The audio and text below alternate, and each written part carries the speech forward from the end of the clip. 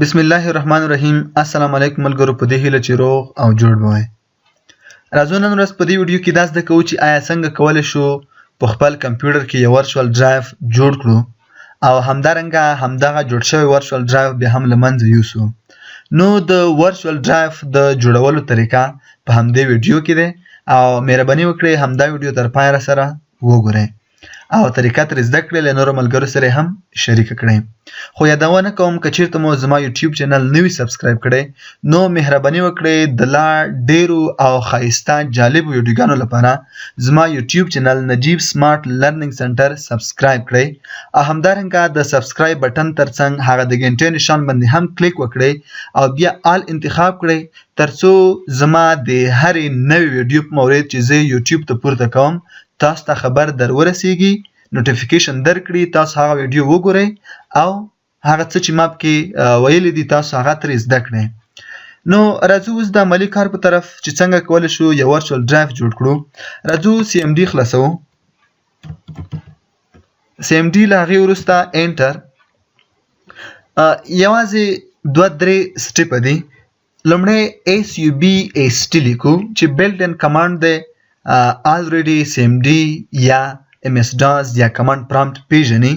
دا کمانډ به ولیکو. له هغې وروسته هغه تورې موږ لیکو چې غواړو موږ یو ډرایو جوړ کړو، یعنې خپل فیورټ اینی تورې چې ته ورکوې. زه ورته لیکم چې M. له هغې وروسته ډبل ډاټ بیا سپیس. خو لومړی راځو مای کمپیوټر ته. تاسو دلته کتلی شئ چې زه په خپل کمپیوټر کې یوازې 3 ډرایوونه لرم. البته ما مخکې هم ورچول ډرایو جوړ کړی دی د M په نوم، خو زه غواړم چې د Q په نوم یو ورچول ډرایو جوړ کړم. نو دلته زه په خپل ډرایو کې 4 ډرایوونه لرم او دغه M ډرایو چې دی دا ما ورچول ډرایو جوړ کړی دی د D ډرایو څخه. زه اوس غواړم چې یو Q په نوم ورچول ډرایو جوړ کړم. نو دلته به ولیکم چې Q ډبل ډاټ D. د D څخه زه ورچول ډرایو جوړوم بیا ډبل ډاټ، خو سپیس به دلته نه ورکوو. اوس د D ډرایو یو پات باید انتخاب کو. D ډرایو ته راځو. ABC په نوم زه یو فولډر لرم. په دې فولډر کې دومره ډیټا پرته ده، خو زه د ABC فولډر پات سلیکټ کوم، همدغه ورته ډیفاین کوم، همدغه ورته ښایم ABC. له هغې وروسته انټر. نو زمونږ کوم کمانډ چې ولیکلو په کمانډ کې کومه ستونزه نشته. د کیو په نوم هم یو ډرایو البته ورچول ډرایو جوړ شو.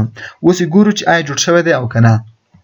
مای کمپیوټر ته راځو او دا هم د کیو په نوم یو ورچول ډرایو جوړ شو.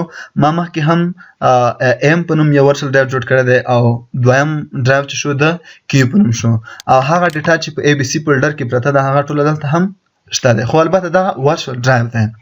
نو که چېرته مو نوموړې ویډیو خوښه شوې وي د لا ډېر ویډیوګانو لپاره بیا هم یادونه کوم چې زما یوټیوب چینل سبسکرایب کړئ او همدارنګه له نورو ملګرو سره هم شریک کړئ. خو پاتې دې نه وي چې د ورچول ډرایو د ختمولو لپاره طریقه کمانډ په بله ویډیو کې تاسو ته ریکارډ کوم ترڅو د همدغه ویډیو لینک زیات نشي.